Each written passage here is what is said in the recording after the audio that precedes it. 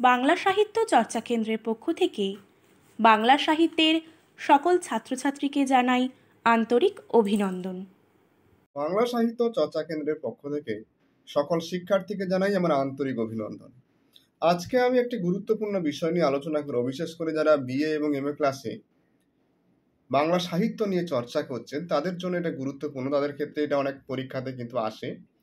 সেটি হচ্ছে যে ভারতচন্দ্রের অন্নদামঙ্গল কাব্যকে রাজকণ্ঠের মণিমালা কেন বলা হয়, বা রবীন্দ্রনাথ ঠাকুর ভারতচন্দ্রের অন্নদামঙ্গল কাব্যকে রাজকণ্ঠের মণিমালা কেন বলেছে।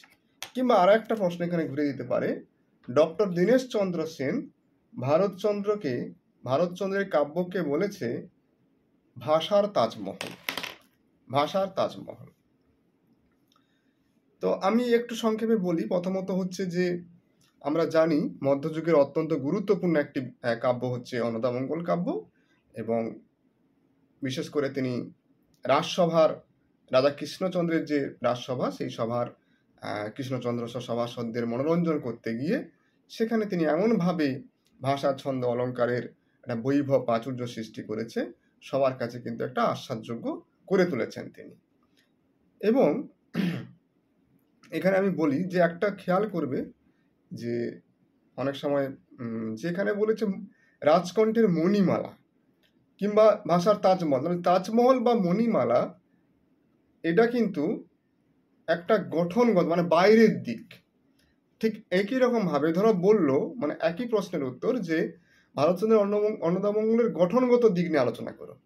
কেউ হয়তো পড়ে গেছে যে রাজকণ্ঠের মণিমালা কেন বলা হয়, কেউ হয়তো পড়ে গেছে যে ভাষার তাজমহল কেন বলা হয়, কিন্তু সেটা গঠনগত দিক পড়েনি। ভাবে তাহলে কি আলাদা প্রশ্ন কি না? একই প্রশ্ন। কারণ তাজমহল এটা আমরা বাইরে থেকে দেখতে পাচ্ছি, কি সুন্দর এর কারুকার্য, গঠনগত হ্যানত্যান। কি মণিমালা এটা আমরা বাইরে দেখতে পাচ্ছি, মণিমালা দিয়ে কারো ব্যক্তি সত্তা তো বিচার করা যায় না, সে রাজা কেমন, ভালো কি মন্দ, তার গুণ কি। কেউ মূল্যবান অলঙ্কার পড়তেই পারে, আমি অলঙ্কারটা সুন্দর বলছি, মণিমালা সুন্দর বলছি, অর্থাৎ বাইরের উপাদান। ঠিক তেমনি তাহলে মানে এর উত্তরটা হবে যে ভারতচন্দ্র অন্নদামঙ্গল কাব্যের যে সমাজ ব্যবস্থা কি তা হবে না। ভারতচন্দ্র অন্নদামঙ্গল কাব্যের যে চরিত্র আসবে না এখানে, সমাজ আসবে না এখানে, হাস্যরস আসবে না এখানে। তাহলে এখানে কি আসবে না, এখানে আসবে ভারতচন্দ্র অন্নদামঙ্গলের যে ভাষাগুলো কেমন ছিল, ভাষা কেমন ছিল, ছন্দ কেমন ছিল, অলঙ্কার কেমন ছিল, প্রবাদ প্রবচন কি ব্যবহার করেছে, এই ধরনের বিষয়গুলো কিন্তু এর উত্তরের জন্য আসবে। ঠিক আছে? তো আমরা দেখবো যে ভাষা ব্যবহারের ক্ষেত্রে তিনি দক্ষ, অত্যন্ত বহু ভাষাবিদ ছিলেন, এবং তিনি কত কষ্ট করে ভাষা শিক্ষা করেছে সেটা আমরা প্রমথ চৌধুরীর ভারতচন্দ্র প্রবন্ধটা যদি খেয়াল করি তাহলে আমরা বুঝতে পারবো। সংস্কৃত, আরবি, ফার্সি, হিন্দি, পস্ত প্রচুর ভাষা তিনি শিখেছেন। হ্যাঁ, তিনি বলেছেন এই কথা যে পড়িয়াছি সেই মতো বর্ণিবারে পারি, কিন্তু যে সকল লোকে বুঝিবারে ভারী, না রবে প্রসাদ গুণ না রবে রসালো, অতএব কবি ভাষা যাবনি মিশল, প্রাচীন পণ্ডিতগণে গিয়াছেন কয়ে, যেই হোক সে হোক কাব্য, ভাষা কাব্য রসালয়। খুব দারুণ কথা বলেছে। অর্থাৎ ভারতচন্দ্রের ভাবনায় যে কাব্য হবে প্রসাদ গুণ সম্পন্ন হবে, রসসিক্ত, এই বোধ নিয়েই তিনি তার কাব্যের দেহ নির্মাণে ব্রতী হয়েছে। আর আমরা দেখবো যে দেবতাদের স্তব নির্মাণ করতে গিয়ে সেখানে সংস্কৃত বা তৎসম শব্দের ব্যবহার করেছে। বলেছে তোরা তরঙ্গ ভঙ্গিত, ভুজঙ্গ বন্দিত, এই ধরনের শব্দ ব্যবহার করেছেন। পীঠমালা বর্ণনার ক্ষেত্রেও সেখানে তৎসম শব্দ বা সংস্কৃত শব্দের ব্যবহার করেছে। শিবের রুদ্ররূপ প্রকাশে করতে গিয়ে ধনাত্মক শব্দের ব্যবহার করেছে। মহারুদ্র রূপে মহাদেব সাজে, লটাপট ঝটাপট সঙ্গ ঘট গঙ্গা, এই ধরনের শব্দ ব্যবহার করেছে। ছল ছল টল টল এগুলো ব্যবহার করেছে। লৌকিক শব্দও কিন্তু ব্যবহার করেছে কিছু কিছু। কন্দল শিবনিন্দা দেখে বোঝে আই আই আই, ওই বুড়া কি ওই গৌরীর বরলো, বিয়ার বেলা এ ওর মাঝে হইল দিগম্বরলো। তো এইভাবে আমরা দেখব তিনি কিন্তু ভাষা চয়নের ক্ষেত্রে খুব সুন্দর সরস ভাষা কিন্তু ব্যবহার করেছে। দ্বিতীয় যেমন ভারতচন্দ্রের ছন্দ, ছন্দ এই ক্ষেত্রে কেমন ছিল না, আমরা দেখব যে তিনি বহু মানে খুব ছন্দবিদ ছিলেন, ছন্দবিদ কবি ছিলেন। শব্দ ছন্দে তিনি হরগৌরীর মিলন ঘটিয়েছে। শব্দের বৈভব এবং ছন্দের গৌরব তার পাঠককে বিস্মিত করে তুলেছে। প্রচলিত ছন্দকেই তিনি তার কাব্যের অবলম্বন করে তুলেছে। তিনি বাংলা ছন্দ যেমন ব্যবহার করেছে তেমনি সংস্কৃত ছন্দ ব্যবহার করেছে। বাংলা ছন্দে পয়ার ব্যবহার করেছে, আমরা দেখবো সেই পয়ারে বলেছেন, পয়ারে কান্দে মেনকা রানী চক্ষুর জলে ভাসে, নখে নখ বাজায় নারদমণি হাসে। এখানে প্রচলিত পয়া ছিল 8, 6, 14 মাত্রার পয়ার ব্যবহার করেছে। প্রবহমান প্রতিম পয়ার ব্যবহার করেছে। হ্যাঁ, চব্যচুৎস লেজ্জ পেয় আদি নানা রস, সকলে ভোজন করি আনন্দে অবস ইত্যাদি ইত্যাদি ব্যবহার করেছে। লঘু ত্রিপদী ব্যবহার করেছে, দীর্ঘ ত্রিপদী ব্যবহার করেছে, চতুষ্পদী, পঞ্চস্পদী, একাবলী, মালজাপ, দিগক্ষরা, ধামালিও কিন্তু রয়েছে। মধ্যযুগের বাংলা কাব্যে ধামালি বেশ জনপ্রিয় একটা ব্যাপার। স্বরবৃত্তে লেখা এই লৌকিক ছন্দে ভারতচন্দ্র বড় বেশি শিবের অপরূপ চেহারার কথা বলেছে। আই আই আই ওই বুড়ো কি, হ্যাঁ, উমার গলে মনির হার, ওই গৌরীর বল্ল, বিয়ার বেলা এওর মাঝে হইল দিগম্বরল, বা এরকম আমরা দেখতে পাবো। সংস্কৃত ছন্দ ব্যবহার করেছে, যেমন শিবের দক্ষালয় যাত্রা অংশে তিনি ভুজঙ্গ প্রয়াতের ব্যবহার করেছেন। শিবের মুদ্র মূর্তি সেখানে প্রকটিত হয়েছে। ধক ধক জলে বন্যি ভালে, ভুজঙ্গ প্রয়াতে কয়ে ভারতীতে ইত্যাদিতে ব্যবহার করেছে। তোনক ছন্দে দক্ষযজ্ঞ নাশের ছবি অপরূপভাবে তুলে ধরেছেন।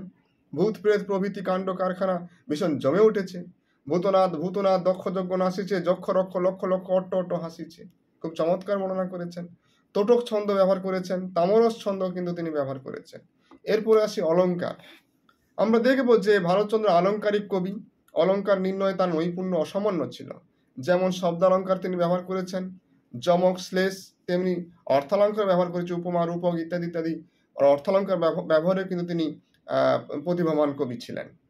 হ্যাঁ, আমরা দেখব যে অনুপ্রাসের ব্যবহার বলেছে এখানে, যে কমল পরিমল লয়ে শীতল জল, পবনে ঢল ঢল উছলে কুলে ইত্যাদি ইত্যাদি। আবার শ্লেষ খুব চমৎকার।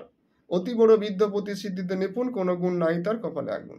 মানে এখানে আমরা দেখব যে প্রতিটা শব্দকে ভেঙে না ভেঙে দুটো করে অর্থ পাবো, একই শব্দ দুটো অর্থ, তাই শ্লেষ। উৎপ্রেক্ষা, অর্থালঙ্কারের মধ্যে উৎপ্রেক্ষা ব্যবহার করেছে। ব্যাসের তপের গাছ, অন্নদার লয়ে পাঁচ, ফলির লেগে বিষবৃক্ষ হয়ে।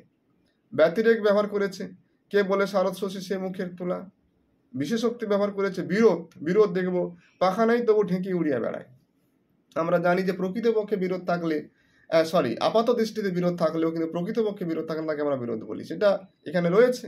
ব্যাজস্তুতি রয়েছে, যে নিন্দার ছলে প্রশংসা বা প্রশংসার ছলে নিন্দা, যে ব্যাজস্তুতি, সেই অলঙ্কারও রয়েছে। কুকথায় পঞ্চমুখ কণ্ঠ ভরা বিষ, কেবল আমার সঙ্গে দ্বন্দ্ব অহর্নিশ। যমক রয়েছে, যেখানে দুটো শব্দ দুটো আলাদা অর্থ প্রদান করবে। ঈশ্বরীরে পরিচয় করেন ঈশ্বরী, বুঝো ঈশ্বরী আমি পরিচয় করি, কিংবা ভারত ভারত খ্যাত আপনার গুণে। এছাড়া অনুকার, সুভাষিতা, বিভাবনা ইত্যাদি ব্যবহার হয়েছে। তার কাব্যে প্রচুর পরিমাণে প্রবাদ প্রবচন ব্যবহার হয়েছে, এবং যেগুলো খুব জনপ্রিয়, আজও পর্যন্ত আমরা সেগুলো ব্যবহার করে থাকি। যেমন রয়েছে যে হাওয়াতে যদ্যপি চায় সাগর শুকায়ে যায়, কিংবা রয়েছে বড়োর প্রীতি বালির বাঁধ, কিংবা রয়েছে মন্ত্রের সাধন কিংবা শরীর পাতন, কিংবা স্ত্রী ভাগ্যে ধন পুরুষের ভাগ্যে পুত্র, কিংবা আমরা দেখব আরও খুব গুরুত্বপূর্ণ যে প্রলয় হলে কি দেবালয় এড়ায়, এ ধরনের কথাও কিন্তু তিনি ব্যবহার করেছে। হ্যাঁ, বিধাতার লিখন কাহার সাধ্য খুন্ডি, ঠিক আছে, যেখানে কুলীন জাতি সেখানে কোন্দল। তো এই ধরনের শব্দগুলো কিন্তু ব্যবহার করেছে। অর্থাৎ আমরা বুঝতে পারছি যে ভারতচন্দ্রের কাব্য কিন্তু একটা রাজসভার কাব্য। তিনি কিন্তু রাজসভার কবিদের মনোরঞ্জনের জন্য এই কাব্য লিখেছিল, এবং সেটা করতে গিয়ে কিন্তু সবার কাছে একটা আকর্ষণীয় করে তুলেছে। হ্যাঁ, আমরা দেখব যে প্রচলিত বিষয়বস্তুকে অবলম্বন করেও কিন্তু তার ছন্দ অলঙ্কার ভাষা এমনভাবে সাজিয়েছে যে সত্যিই আমরা দেখব তিনি মণিমালা হয়ে উঠেছে। মণিমালার মতোই তার কাব্য শিল্প চাতুর্যের ঝলকানি, বহুমূল্য আলংকারিক ঐশ্বর্য, আর সেখানে রাজকণ্ঠের মণিমালা হয়ে উঠেছে, এবং সত্যিই ভাষার তাজমহল হয়ে উঠেছে, একথা নির্দ্বিধায় বলা যেতে পারে। ভিডিওটি ভালো লেগে থাকলে অবশ্যই লাইক, কমেন্ট এবং বন্ধুদের মধ্যে শেয়ার করে দেবেন। আর বাংলা সাহিত্য বিষয়ক তথ্য পেতে চ্যানেলটিকে সাবস্ক্রাইব করবেন।